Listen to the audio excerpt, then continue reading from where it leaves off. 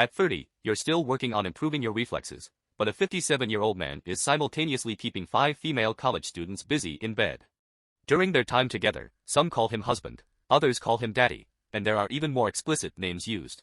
Armed with nothing but a $2 secret agent ID, he not only manages to sleep with the students within an hour but does it 5 times in a row without fail. It's truly outrageous. In 2014, a shocking incident occurred that still baffles people. It involves a 57-year-old man who tricked multiple female college students into believing he was a government agent, manipulating them into compromising situations. The case went like this.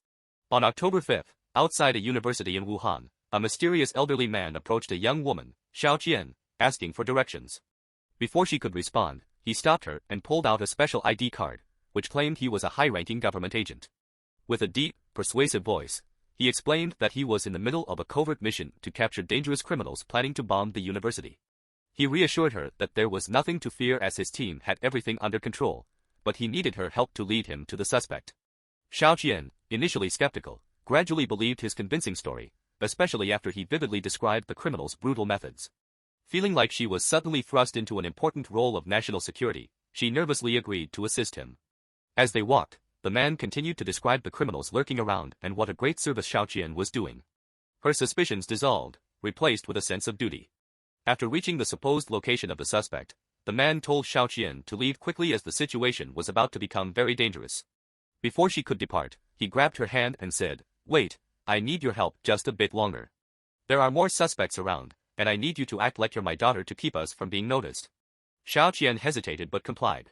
The man then expertly played the role of a father, walking hand in hand with her through the campus while pointing out various undercover criminals hiding in plain sight. He talked about secret intelligence and urgent messages he was receiving through his 3-yuan Bluetooth earpiece, further cementing his role as a government agent in Xiao Qian's mind. The man then claimed he needed to check on an injured colleague at a nearby hospital, who had been wounded during a gunfight with the criminals. Xiao Qian, by now fully engrossed in the narrative, accompanied him.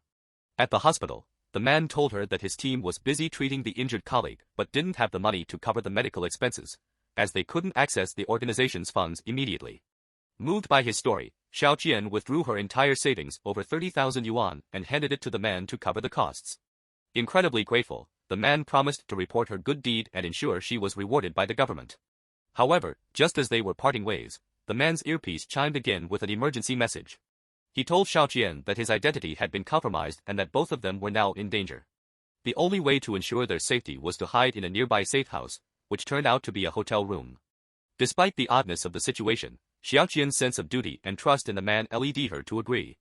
They went to the hotel, where she booked a room under her own name, still believing in the gravity of the situation. Once inside, the man continued his ruse, claiming they were under surveillance and needed to pretend to be a couple to deceive the supposed criminals. He pointed to the smoke detector, saying it was a hidden camera, and persuaded her to engage in intimate acts, all while claiming it was necessary to protect both of their lives. Xiao Qian, deeply embedded in the web of lies, complied with everything. After a short time, the man excused himself, saying he needed to check the area for safety. He told Xiao Qian to wait in the room, and if he didn't return in an hour, she should leave. Hours passed, and Xiao Qian realized something was wrong. The next day, she recounted the incident to her cousin, who immediately recognized it as a scam and urged her to report it to the police. Upon arriving at the police station, Xiao Qian discovered she was not the only victim. Several other college girls had fallen for the same trick. The police were able to track the man, identified as a 57-year-old unemployed local, using security footage and DNA evidence found in the hotel. He was eventually arrested and charged with multiple counts of fraud and sexual exploitation. The court sentenced him to 13 years in prison.